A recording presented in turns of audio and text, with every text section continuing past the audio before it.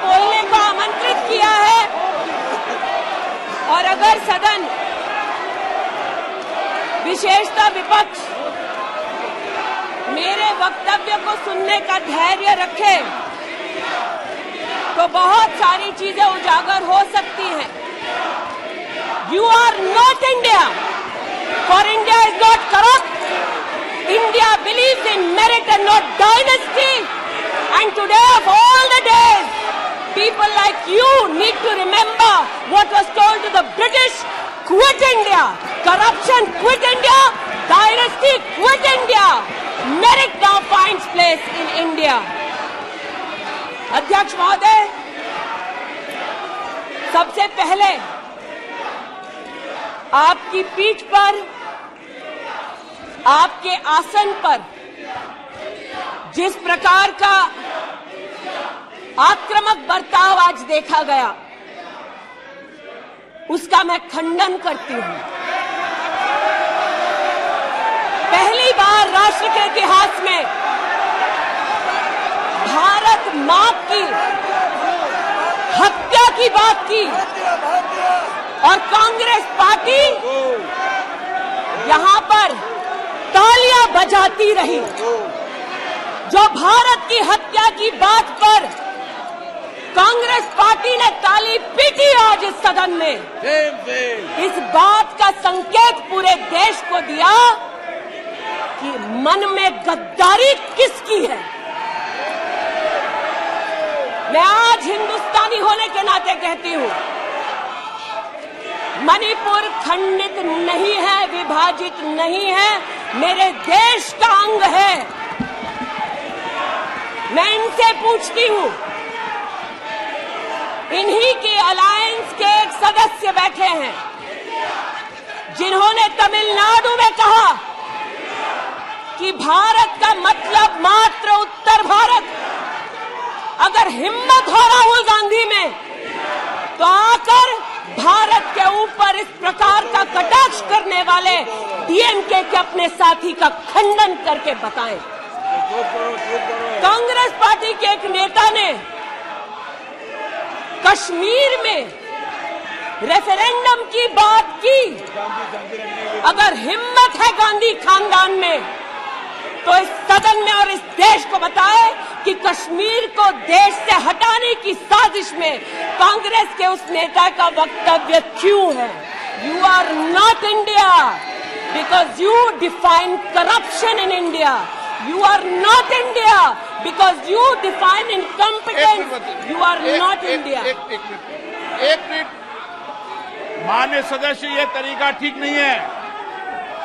सदन में नारेबाजी करना तरीका ठीक नहीं है। प्लीज माननीय सदस्य बैठिए, उनको अपनी बात कहने दीजिए। आपने अपनी बात कही है, यह तरीका ठीक नहीं है।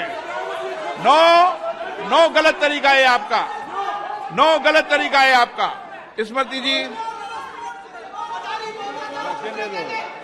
पुनः कहती हूं अध्यक्ष महोदय, शायद अपने ही कोलाहल में सुन न पाए हो, मणिपुर हमारे देश का अभिन्न अंग है, खंडित न था, न है, न कभी होगा। इनके यूपीए के अलायंस के एक नेता ने तमिलनाडु में एक वक्तव्य दिया है।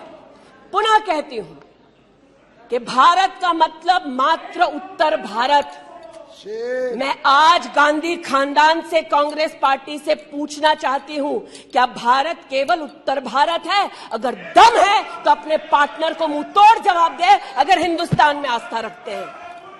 कांग्रेस के एक नेता ने, अध्यक्ष महोदय, कोर्ट में जाकर वक्तव्य दे दिया कि कश्मीर में रेफरेंडम की तलाशना चाहिए संभावना। मैं आज कांग्रेस पार्टी से पूछना चाहती हूं, क्या उनके आदेश अनुसार ये वक्तव्य कि कश्मीर का खंडन हो, भारत विभाजित हो, क्या ये कांग्रेस के नेतृत्व के आदेश के अनुसार है?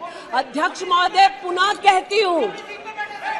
कहती हूं, हमारे राष्ट्र के संसदीय इतिहास में आज तक भारत मां की हत्या की बात करने वाले कभी भी बैठकर मेज नहीं थपथपाते, कांग्रेसियों ने बैठकर मां की हत्या के लिए मेज थपथपाई है।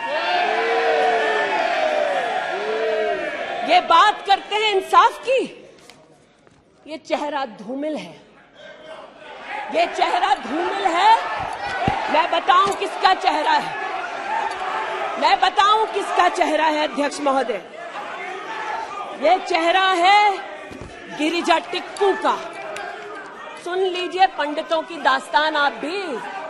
गिरिजा टिक्कू का यह चित्र है। 90 के दशक में एक महिला यूनिवर्सिटी में अपना पेचेक लेने जाती है। सारी बातें करूंगी। अपना पेचेक लेने जाती है, बस से घर लौटने का प्रयास करती है। उसको 5 मर्द बस से खींचकर टैक्सी में ले जाते हैं, बलात्कार करते हैं और फिर आरी से उसका बदन काट देते हैं। जब गिरिजा टिक्कू के जीवन पर एक फिल्म में एक प्रति आया, मैं आज कहना चाहती हूं कि कांग्रेस के कुछ प्रवक्ताओं ने उसको प्रोपेगेंडा कहा। सरला भट्ट, आप नहीं चाहते कश्मीरी पंडितों की दास्तान कहीं सुनाई जाए, आप नहीं चाहते वो आइडेंटिफाई हो एज विक्टिम्स। सरला भट्ट मेडिकल स्टाफ थी। 90 के दशक में उसको उसके इंस्टीट्यूट से अगवा करके गैंग रेप किया गया और सड़क के किनारे रखा गया। आज मैं पूछना चाहती हूं कि एक तरफ इनकी अलायंस के लोग हिंदुस्तान को विभाजित करने की बात करते हैं, ये आज अपने आप को इंसाफ के पुजारी बताते हैं, लेकिन मुझे बताइए गिरिजा टिक्कू, सरला भट्ट को कब इंसाफ मिलेगा? हर गली हर मोहल्ले में एक स्लोगन गूंजता था पंडितों के बीच, रलियू सलियू गलीव। पुनः कहती हूं, रलियू सलियू गलीव। आप चिल्लाना बंद करें, समझे पहले। रलियू सलियू गलीव। या तो अपना धर्म बदलो या कश्मीर छोड़ो या यहीं मरो। उनकी आवाज भारत की आवाज नहीं है। उनकी आवाज को आपने कभी नहीं सुना। मैं आज कहती हूं, इन्होंने कहा अश्रु बहाए, भ्रमण किया 84 के दौरान में।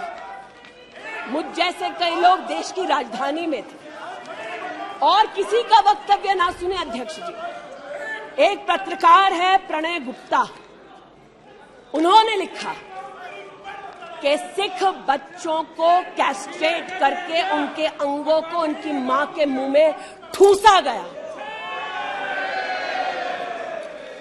आज बोलती हूं, त्रिलोकपुरी में 30 औरतों को इकट्ठा करके चीला गांव में ले जाकर उनका बलात्कार किया। सुल्तानपुरी में एक महिला ने एफिडेविट दी है, मेरे हस्बैंड को मार दिया, बेटी को शादी से एक रात पहले उठाकर ले गए और उसका बलात्कार किया। एक 45 साल की मां ने कहा सिख दंगों के दौरान कि न सिर्फ मेरे पति को मारा, न सिर्फ मुझे गैंगरेप किया, बल्कि मेरे सामने मेरे बेटे पर केरोसिन छिड़ककर उसको आग लगा दी गई। और आज भारत की बात करते हैं, कहते हैं कि कश्मीर से कन्याकुमारी तक 130 दिन चल रहे थे। मैं जोड़ों के दर्द पर भाषण नहीं दूंगी अध्यक्ष महोदय, लेकिन इतना जरूर कहूंगी कि जिन वादियों को हिंदुस्तान ने खून से सना देखा है, जिन वादियों में गोलियों की आवाजें हर दिन सुनाई देती थी, जब ये उन वादियों में गए तो जैसे कश्मीरी कहते हैं शीन जंग कर रहे थे, बर्फ के गोलों के साथ अपने के किसी परिजन के साथ खेल रहे थे। अध्यक्ष महोदय, ये तब संभव हुआ जब प्रधानमंत्री मोदी ने धारा 370 हटाई। आज इस सदन में उल्लेख हुआ है कि ये गए हैं, I have been to Manipur, you might have not been. आज इस सदन में उल्लेख हुआ है कि ये यात्रा में गए और यात्रा में क्या आश्वासन दिया कि अगर इनका बस चले तो धारा 370 ये पुनः स्थापित कर दे। धारा 370 की वजह से कश्मीर की बेटियों को दहेज के लिए अगर प्रताड़ित किया जाता था तो वहां की बेटियों के पास कानून का सहारा नहीं था, क्योंकि इन्होंने धारा 370 लगाई। कश्मीर में अगर बेटियां प्रदेश के बाहर ब्याही जाती थी तो उनके पैतृक संपत्ति पर उनका अधिकार समाप्त हो जाता था, क्योंकि इन्होंने धारा 370 लगाई। कश्मीर में अगर 14 साल से कम उम्र की बच्ची का 18 साल से कम उम्र की बच्ची का ब्याह रचा दिया जाता था तो उसे कानून का संरक्षण नहीं मिलता था, क्योंकि इन्होंने धारा 370 लगाई। आज जो भग गए हैं सदन से उनसे कहना चाहती हूं कि इस देश में न धारा 370 लौटेगी, इस देश में कभी भी पंडितों को रलिव सलिव गलिव का धमकी कोई देने वाले बचेगा नहीं।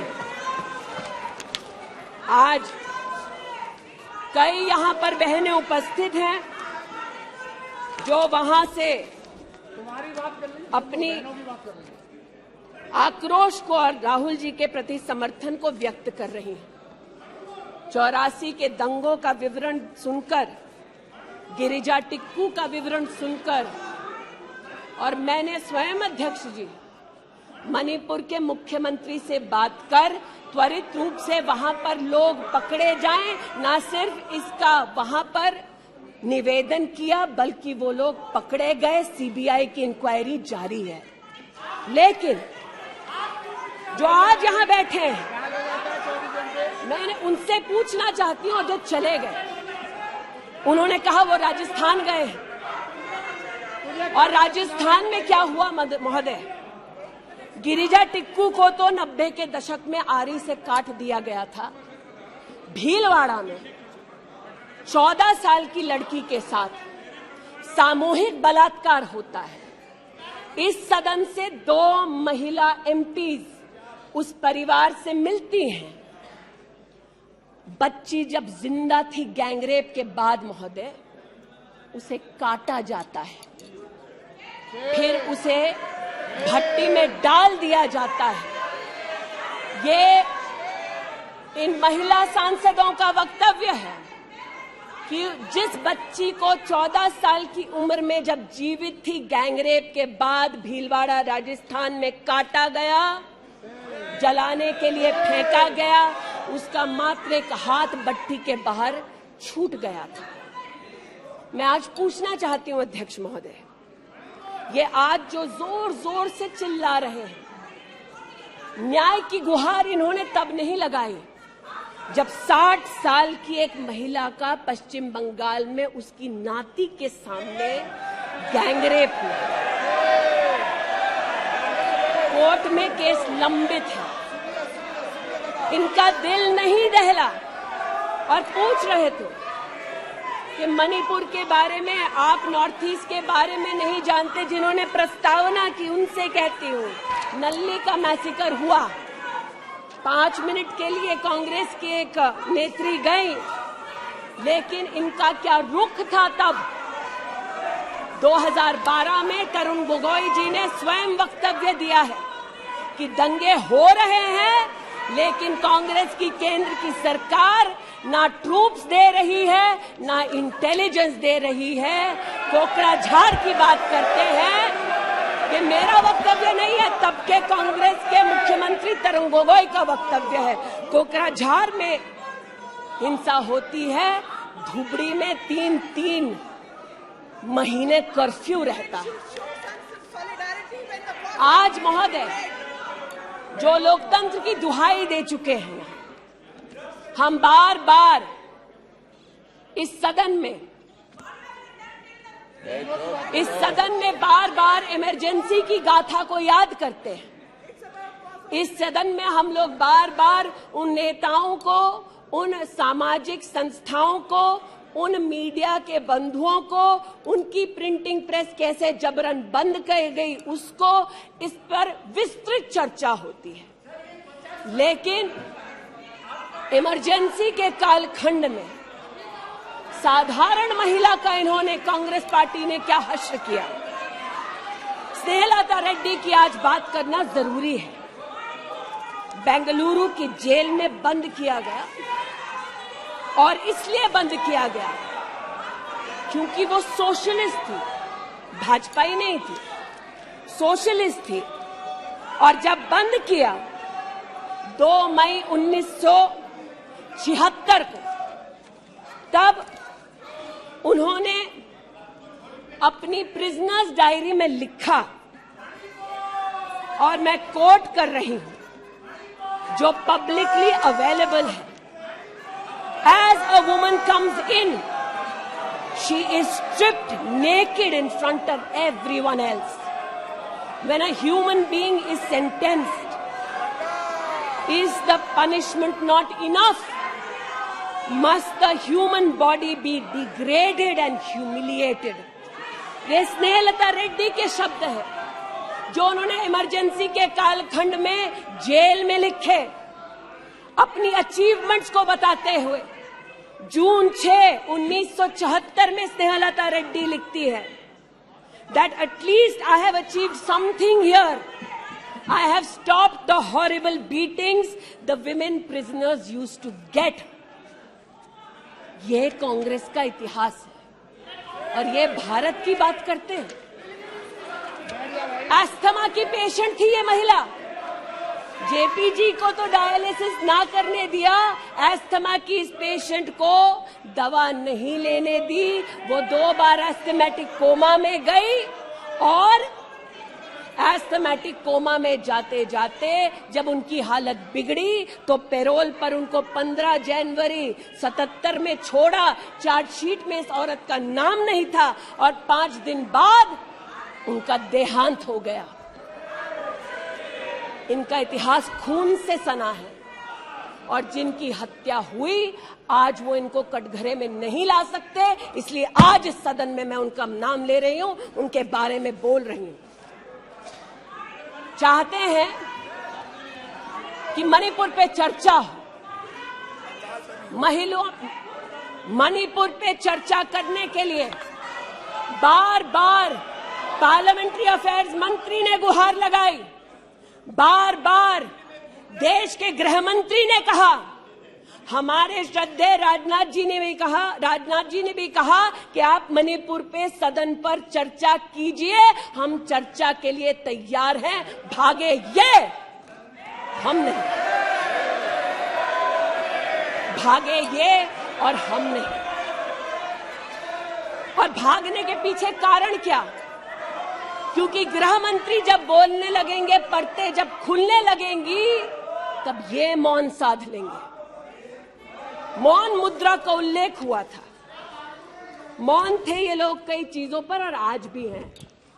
अध्यक्ष महोदय, मेरे हाथ में केपीएमजी की एक रिपोर्ट है जो इनके कार्यकाल से संबंधित है, जो कहता है कि करप्शन की वजह से यूपीए की कार्यकाल में हमारे देश की जीडीपी की ग्रोथ को 9% का नेगेटिव इम्पैक्ट होगा। ये अंतर्राष्ट्रीय एजेंसीज बोल रही थी, लेकिन ये चुप थे, आज भी चुप हैं। जो लोग जीरो लॉस थियरी सिखाते थे, आज उसी कांग्रेस के एक नेता को कोयला घोटाले के लिए सजा हुई है और वो चुप है। लेकिन चुप और बहुत सारी चीजों में रहे महोदय।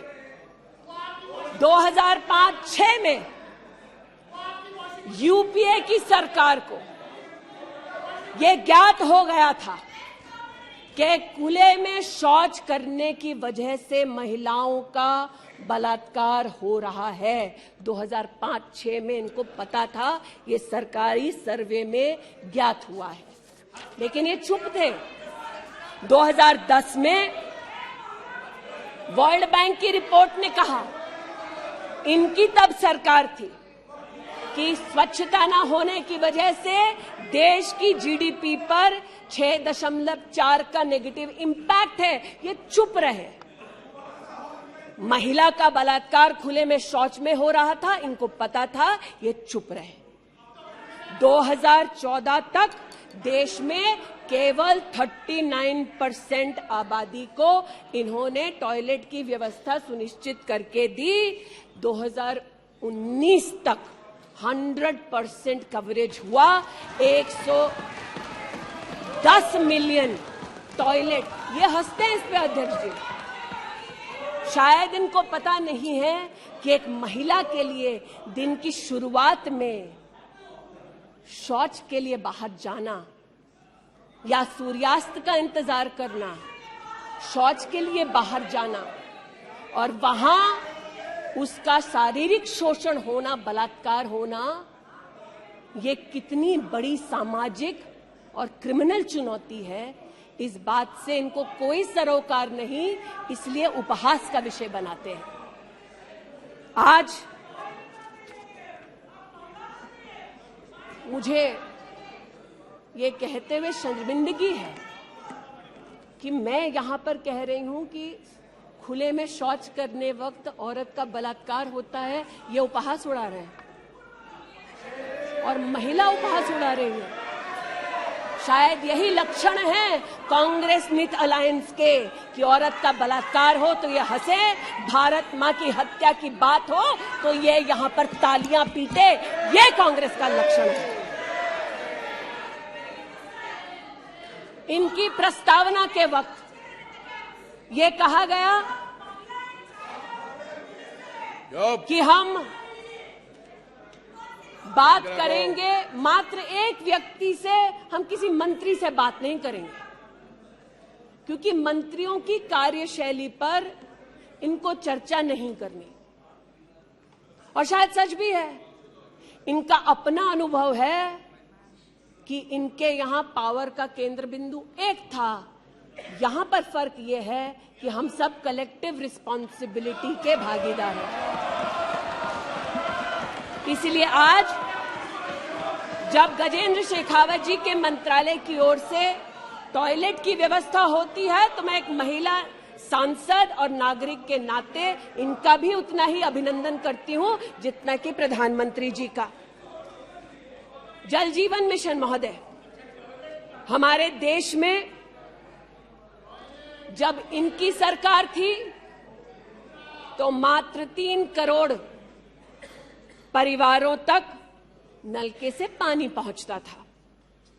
अब 2019 का आंकड़ा कहता है कि आपने तब तक 9.5 करोड़ तक पानी पहुंचाया और अब लगभग 19 करोड़ 40 लाख और 12 करोड़ 40 लाख तक आपका पानी नलके से पहुंच चुका है।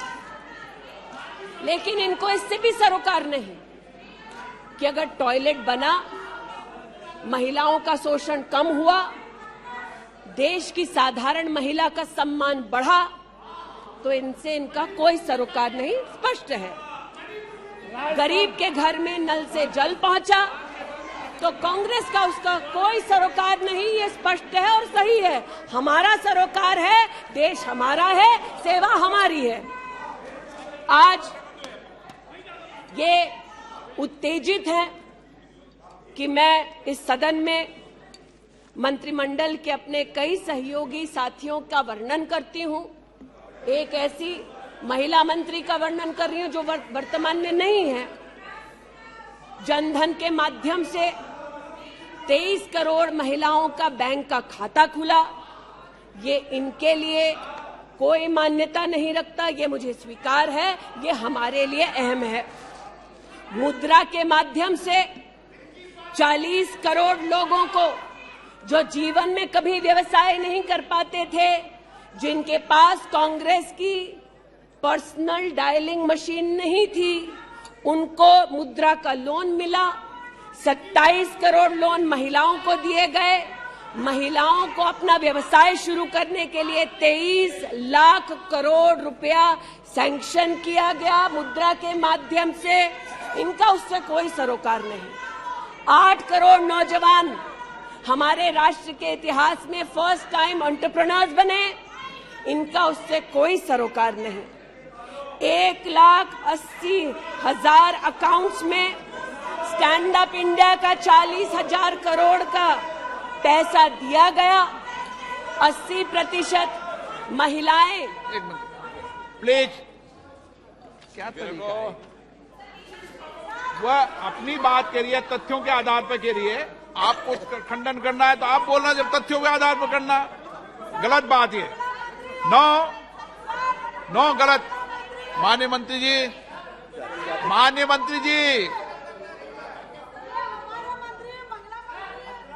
आपकी अनुमति से सर मैं पुनः बोलूं तो जैसा कि मैंने कहा, महिला का अगर आर्थिक सामाजिक उत्थान होता है तो इससे इनको कोई सरोकार नहीं। सेल्फ हेल्प ग्रुप की बात करते हैं। जब इनकी सरकार थी तब मात्र 19 लाख सेल्फ हेल्प ग्रुप्स को इन्होंने 80,000 करोड़ का लोन दिया। हमने 9 करोड़ महिलाओं को 5 लाख करोड़ की आर्थिक व्यवस्था करके दी देश के सेल्फ हेल्प ग्रुप में। यह हमारा अभिमान है। जो आज महिला के बारे में चर्चा कर रहे हैं, टोका-टोकी बंद करो सर। जब इन्होंने महिला संबंधित बजट की व्यवस्था की तब इनके कार्यकाल से 130% ज्यादा बजट हमारे प्रधानमंत्री जी ने देश की महिलाओं को समर्पित किया। ये हमारा अभिमान है। आयुष्मान भारत के अंतर्गत 10 करोड़ परिवारों में महिलाओं को आयुष्मान भारत का कार्ड मिला। आज तक 2 करोड़ 60 लाख महिलाओं ने हॉस्पिटल वेलनेस सेंटर में सुविधाएं ली। ब्रेस्ट कैंसर में 12 करोड़, सर्विकल कैंसर में 8 करोड़ महिलाओं ने स्क्रीनिंग कराई। इनका उससे कोई सरोकार नहीं, बल्कि इनका उनसे सरोकार है दिल्ली में, जिन्होंने आयुष्मान भारत योजना दिल्ली में लागू ही नहीं की। इनका उनसे सरोकार है। देश में मोदी सरकार में 3 करोड़ 84 लाख घर बने, जिनमें से 2 करोड़ 86 लाख महिलाओं को मिले। इनका उनसे कोई सरोकार नहीं, क्योंकि गरीब महिला लखपति दीदी बन गई। वो हमारा अभिमान है, इनका नहीं। हमारे देश में 8 करोड़ 50 लाख बेटियों ने समग्र शिक्षा के माध्यम से स्कूल में सेवा ली, मुफ्त टेक्स्ट बुक की सेवा ली। बेटियां का ये उपलब्धि हमारा अभिमान है, इनका नहीं। 5 लाख से ज्यादा बेटियों के लिए स्कूलों में अलग से टॉयलेट की व्यवस्था हुई। ये इनका अभिमान नहीं, हमारा अभिमान है। हमें अपनी बेटियों पे गर्व है। 5 लाख दिव्यांग बेटियों को मंथली स्टाइपेंड मिलता है। ये सेवा हम देश की बेटियों को दे सकते हैं। ये हमारे लिए बहुत बड़ा प्रभु का उपकार है। 1,28,000 बेटियों को मेरिटोरियस स्कॉलरशिप दी जाती है, 12,000 रुपए की हर साल। ये सेवा का मौका परिवारों ने हमको दिया। 2 लाख से ज्यादा बेटियों को सेल्फ डिफेंस की ट्रेनिंग दी जा रही है। आज एलिमेंट्री एजुकेशन में बेटियों की एनरोलमेंट 100% है इस देश में। ये हमारे देश के लिए गौरव की बात है। आज पहली बार फीमेल एनरोलमेंट उच्च शिक्षा में महोदय 2 करोड़ से ज्यादा हुआ है महिलाओं का। ये देश के लिए गौरव की बात है। आज दलित बेटियों का एनरोलमेंट बढ़ा है 38%। दलित बेटियों का उल्लेख करती हूँ, ये चिल्लाते हैं इनको दलित बेटियों से सरोकार नहीं, हमको है। ये हमारे लिए गर्व की बात है। आदिवासी बच्चे, लड़कियां 63% उनका एनरोलमेंट बढ़ा महोदय। आदिवासी बच्चों के साथ इनका कोई सरोकार नहीं। आदिवासी बेटियों ने हमारे प्रधानमंत्री को सेवा का मौका दिया। ये हमारे लिए प्रभु की असीम कृपा है। नॉर्थ ईस्ट की बात करते हैं तो महिला ने नॉर्थ ईस्ट में 34% की इंक्रीज हुई है इनरोलमेंट में। नॉर्थ ईस्ट के मेरे सभी साथियों को, चाहे वो सदन में कहीं भी बैठे हों, महिलाओं की दृष्टि से मैं अभिनंदन देती हूं। आज हमारे देश में महिला जो पीएचडी करती है 99.2% की वृद्धि हुई है एनरोलमेंट में पीएचडी करने वाली महिलाओं में। ये हमारे लिए हिंदुस्तानी होने के नाते गौरव की बात है। आज जो महिला शैक्षिक संस्थानों में सेवा दे रही, यूनिवर्सिटीज में, इंस्टीट्यूशंस में, कॉलेजेस में 66%, 66% उनकी वृद्धि हुई है। आप हो करते जाएं, हम तो उनके लिए बल्ले बल्ले ही करेंगे। आज मुझे ये कहते हुए खुशी है कि हमारे लेबर मिनिस्ट्री ने कहा है कि ईपीएफ में 28,70,000 महिलाओं ने अब अपने आप को सब्सक्राइबर बनाया है। आज 2017 से लेकर 22 तक लगभग 1400 महिला साइंटिस्ट को भारत सरकार की विविध स्कीम्स के अंतर्गत सहयोग मिला है। आज महिलाओं को मैटरनिटी लीव में 26 हफ्ते की पेड मैटरनिटी लीव मोदी सरकार ने सुनिश्चित की है। आज महिलाओं ने 3 करोड़ बेटियों ने, महिलाओं ने प्रधानमंत्री मातृ वंदना योजना के अंतर्गत 13,700 करोड़ रुपया अपने बैंक के खाते में पाया है। इस सेवा के लिए प्रधानमंत्री जी को आभार और बेटियों का अभिनंदन। आज हमारे देश की बेटियां सैनिक स्कूल में पढ़ सकती है। इस ऐतिहासिक निर्णय के लिए रक्षा मंत्री जी, प्रधानमंत्री जी को आभार। आज हमारी देश की बेटियां आर्म्ड फोर्सेस में परमानेंट कमीशन पा चुकी हैं। हमारे देश का गौरव बढ़ाने के लिए ऐसी बेटियों का आभार। आज जो महिला और महिला हक के लिए यहां बोल रहे हैं,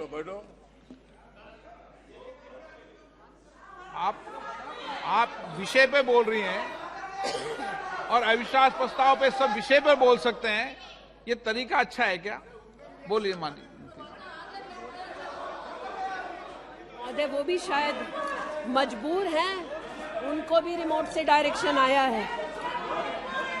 इतना ही कहना चाहती हूं कि आज एक तरफ हमारी बेटियों ने सैनिक स्कूल में, आर्म्ड फोर्सेस में अपने प्रतिभा के आधार पर देश का गौरव बढ़ाया है।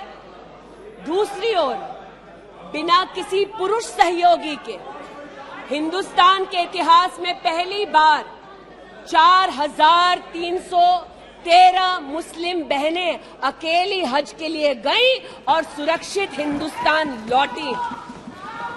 जो महिला हक की बात करते हैं महोदय, उनसे कहना चाहती हूं, महिला हक को संरक्षित करने के लिए जब हमारी सरकार ट्रिपल तलाक के कलंक को मिटाना चाहती थी, तब महिला के हक में नहीं बल्कि वोट बैंक के लालच में इन्होंने सदन की कार्रवाई को त्याग दिया था।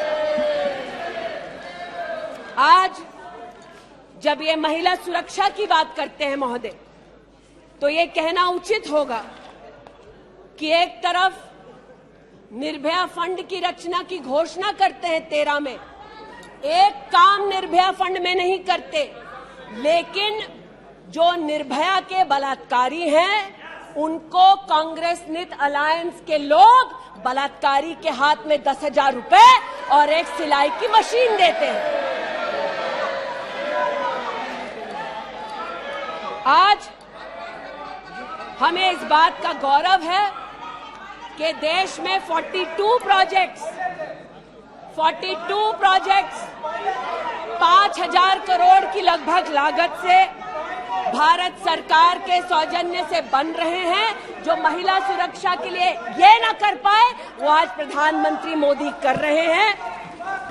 आज integrated emergency response management system के अंतर्गत देश के 983 रेलवे स्टेशन पर महिला पैसेंजर्स के लिए 2400 घंटे सुरक्षा का प्रावधान किया गया।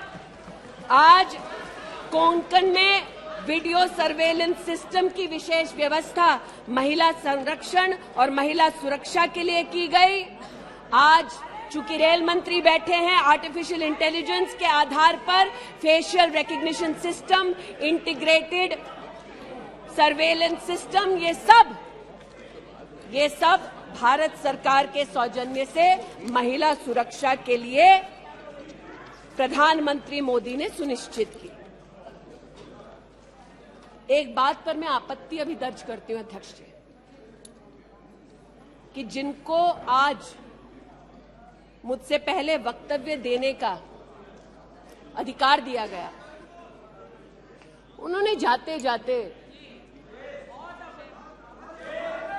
एक अभद्र यहां पर लक्षण के दर्शन दिए। It is only a misogynistic man who can give a flying kiss to a parliament with seats female members of parliament. ऐसी गरिमा विहीन आचरण को इस देश के सदन में कभी नहीं देखा गया। ये उस खानदान के लक्षण हैं, ये आज सदन में देश को पता चले। लेकिन कहां गए हैं, वहां पर क्या हालात हैं अध्यक्ष महोदय? गोद भराई के नाम पर राजस्थान में भास्कर ने लिखा है कि राजस्थान की कांग्रेस की सरकार जेब भराई कर रही है। 13 से 20 महीने का घरबाशय दिखाया जा रहा है राजस्थान में, और भारत की तिजोरी से पैसा लूटा जा रहा है।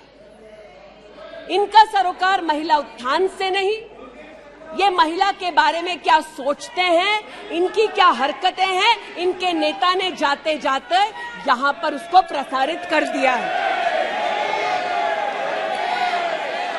लेकिन इन्हें सरोकार इनके नेता को किससे है? चीन से है। तो चूंकि सब चीन में इतनी रुचि लेते हैं कांग्रेस पार्टी के नेता, इसलिए आज एक सुखद समाचार भी सुनाती हूं। चीन में 31st यूनिवर्सिटी गेम्स हुआ। 1959 से लेकर आज तक भारत को मात्र 18 पदक मिले। इस बार 26 मेडल का रिकॉर्ड हिंदुस्तान के बच्चों ने स्थापित किया। भारत मां के टुकड़े के लिए तालियां बजाते थे, भारत मां के बच्चों के लिए तो बजा दो। 11 गोल्ड, 5 सिल्वर, 10 ब्रॉन्ज। आज देश के यूनिवर्सिटी के छात्र देखें कि 31st यूनिवर्सिटी गेम में भारत का नाम रोशन करने वाले छात्रों के लिए मैं गुहार लगा रही हूं कि कांग्रेस पार्टी यहां अभिनंदन कर दे, लेकिन वो अभिनंदन से भारत के बच्चों को वंचित रखते हैं।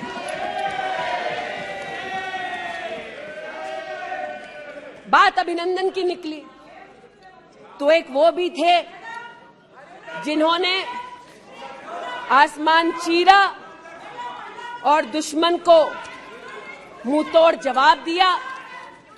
आज जो व्यक्ति यहां पर भारत की आवाज का उल्लेख कर रहे थे, उन्होंने भारत की आवाज में आवाज मिलाकर तब नहीं बोला जब आतंकी हमला करते हैं। उन्होंने भारत के आवाज से अपनी आवाज को भिन्न करते हुए इस सदन में भारत के रक्षा बलों से प्रमाण मांगा इस सदन में। लेकिन प्रमाण क्यों मांगा? क्योंकि कुछ लोगों ने कहा होगा। और प्रमाण मांगने का क्या सलीका है, ये मीडिया के मित्रों के माध्यम से आया है ध्यान में देश के। न्यूज क्लिक की आज बात करना थोड़ा मैं जरूरी समझती हूं। न्यूज क्लिक, नेवल सिंघम कुछ पत्रकारों को हिंदुस्तान में लिखते हैं कि किस प्रकार से हिंदुस्तान के खिलाफ न्यूज सर्कुलेट होनी चाहिए। कैसे चाइना के समर्थन में अलग अलग आर्टिकल लिखने चाहिए और इसे एक बार छपवा दो तो ट्राई कॉन्टिनेंटल पब्लिकेशन इसको इकट्ठा करके फिर काम आगे बढ़ाएगा। मेरे एक पार्लियामेंट्री सहयोगी निशिकांत जी ने इस पर जब विषय उठाया तो मैं स्तब्ध हूं कि कांग्रेस पार्टी ने डिमांड नहीं की कि अगर कोई बाहरी ताकत का पैसा लेकर हिंदुस्तान में व्यवस्थाओं को भंग करना चाहता है, हिंदुस्तान को कलंकित करना चाहता है तो उस पर कार्रवाई करो। ऐसा कांग्रेस का पक्ष नहीं था। कांग्रेस ने पक्ष ये लिया कि जो निशिकांत दुबे के मुंह से शब्द निकले हैं उनको एक्सपंज कर दीजिए। लेकिन ये जो ट्राई कॉन्टिनेंटल पब्लिकेशन है महोदय जी, जिसके बारे में ना आप ईडी को माने, न्यूयॉर्क टाइम्स को माने, वो ट्राई कॉन्टिनेंटल पब्लिकेशन के जो मुख्य रिसर्चर हैं उनके वक्तव्य को कांग्रेस पार्टी अपने ऑफिशियल फेसबुक पर क्यों डालती है, ये मैं पूछना चाहती हूं। जो जानबूझकर भारत के किसानों के हितों के खिलाफ बोलते हैं, उनका वक्तव्य ट्राई कॉन्टिनेंटल पब्लिकेशन वालों का जो सीनियर फेलो या रिसर्चर है उसका वक्तव्य कांग्रेस, नेशनल कांग्रेस के फेसबुक पर 19 अप्रैल 2019 को क्यों पब्लिश होता है, ये थोड़ा बहुत शोध का विषय है, ये थोड़ा बहुत चर्चा का विषय है जी। आज मैं ये कहना चाहती हूं कि जब प्रस्तावना हुई, मैं तो प्रस्तावना के विरुद्ध खड़ी हूं। मैं नरेंद्र मोदी जी के नेतृत्व पर राष्ट्र के सभी नागरिकों के साथ पुनः विश्वास दर्शाते हुए अपना वक्तव्य देती हूं। लेकिन राहुल जी ने किस पर विश्वास जताया? राहुल जी ने विश्वास जताया मुस्लिम लीग पर। कहा सेक्युलर पार्टी है। शायद राहुल जी ने ना पढ़ा हो कि 80 के दशक में मुरादाबाद में 83 लोगों को मारने वाली मुस्लिम लीग, राहुल जी को बताना पड़ेगा सेक्युलर कैसे हुई। राहुल जी को आज जवाब देना होगा कि वो राष्ट्रभक्ति की बात करते हैं तो क्या जेएनयू में जाकर जब भारत तेरे टुकड़े होंगे का नारा दे रहे थे वो राहुल गांधी की देशभक्ति थी? राहुल गांधी को आज जवाब देना होगा, है तो नहीं। उनको आज जवाब देना होगा। जिस अफजल गुरु ने इस संसद पर हमला किया, उस अफजल गुरु के संरक्षक समर्थक को कांग्रेस पार्टी ने अपने पार्टी का नेता बना दिया, जिसने कहा यह राहुल गांधी की देशभक्ति है। राहुल गांधी की देशभक्ति आज बताती हूं। इन्होंने, घबराइए मत, आप ही के नेता बोलकर गए हैं, घबरा क्यों रहे हैं? बैठिए, आराम से बोल रही हूँ। जरा संक्षेप कीजिए। मैं पुनः बोलना चाहती हूँ अध्यक्ष महोदय, बहुत सारे व्यवधान आए, अब राहुल जी की बात चली है तो कृपा थोड़ी सी कर दीजिए। दोबारा कहती हूँ, क्या बोले हैं और क्या बाहर बोले हैं। देश के बाहर गए तो कहा आइडियाज ऑफ इंडिया कॉन्क्लेव में that there is going to be a Mars upsurge. India has massive amount of polarization. ये राहुल गांधी के शब्द हैं। इसका मतलब राहुल गांधी ने विदेश में जाकर कहा हिंदुस्तानी सौहार्द की भूमिका में नहीं रहते।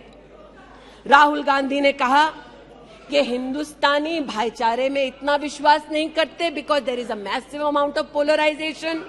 और राहुल गांधी ने कहा there is going to be a mass upsurge. Now the question is, how can the opposition effectively use the upsurge to change politics? मतलब उन्होंने कहा कि देश में उथल पुथल होगी। मैं स्पष्ट करना चाहता हूं, विपक्ष इस उथल पुथल को कैसे इस्तेमाल कर सकता है ये मैं सोच रहा हूं। फिर उनका शब्द है देश में केरोसिन फैला है, हमें एक चिंगारी की जरूरत है। आज पूछना चाहती हूं, माचिस ढूंढते ढूंढते राहुल गांधी कहां गए? अमेरिका गए तंजीम अंसारी के साथ, जो पाकिस्तानी इमाम जावेद अहमद के साथ ताल्लुक रखते हैं, अमेरिका में अपने कार्यक्रमों को उनके साथ करवाया। राहुल गांधी, मिन्हाज खान, जो हिंदुस्तान के खिलाफ आवाज बुलंद करते हैं, उनके साथ उन्होंने मीटिंग की। आज जो लोग इस देश में एस्पियोनाज के लिए पकड़े जाते हैं, उनका राहुल गांधी ने जाकर विदेश में समर्थन किया। वे तब से अडानी अडानी कर रहे हैं, तो अब थोड़ा मैं भी बोल दूं। फोटो मेरे पास भी है। इतना ही खराब है तो जीजा जी उसके साथ क्या कर रहे हैं? तो निशिकांत जी सही कहा, किसी को सेट करो, किसी को भेंट करो। पूछना चाहती हूं, 1993 में मुंद्रा पोर्ट में कांग्रेस की सरकार ने अडानी को जगह दी। तब प्रधानमंत्री कौन थे? कांग्रेस के थे। वित्त मंत्री कौन थे? मनमोहन सिंह थे। अडानी बोल रही हूं। यूपीए के कार्यकाल में अडानी को इन्होंने 72,000 करोड़ का लोन दे दिया। क्यों दिया? राजस्थान में 60,000 करोड़ से ज्यादा का समझौता कर लिया गहलोत जी के साथ। 20,000 एकड़ जमीन ले ली। क्यों किया? केरल में कांग्रेस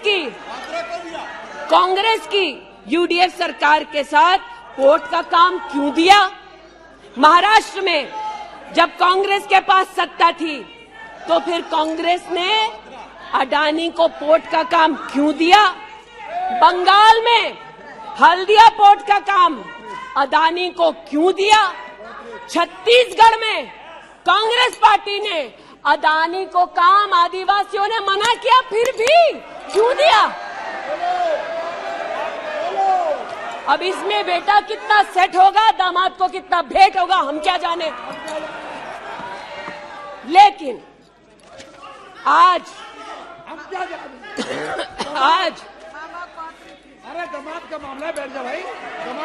दामाद आपका नहीं है, जिनका है वो नहीं चिल्ला रहे, आप क्यों चिल्ला रहे? बैठ जाइए भाई। जिसका है दामाद वो नहीं चिल्ला रहे, आप क्यों चिल्ला रहे? बैठिए। अरे बैठ जाइए, बैठ जाइए, बैठ जाइए, बैठ जाइए, बैठ जाइए। कोयले घोटाले में पकड़े गए, 2G में भी पकड़े जाएंगे। बैठ जाइए प्लीज।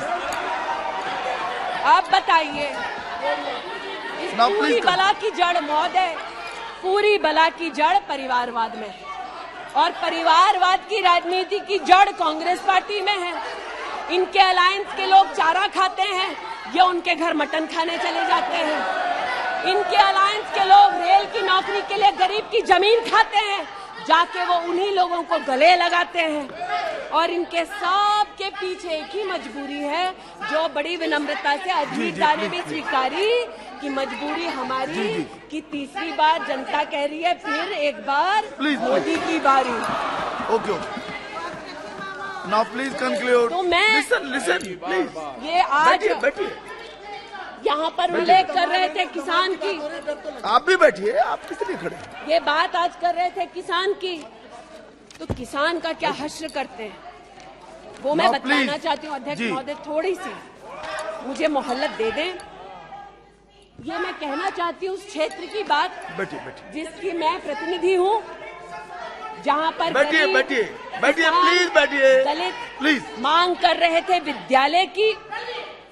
1982 में किसानों ने 4 बीघा 2 बिस्वा जमीन इंटर कॉलेज के लिए दी, और अमेठी में धोखे से किसानों की ये जमीन हड़पने वाले फाउंडेशन का नाम गांधी खानदान है।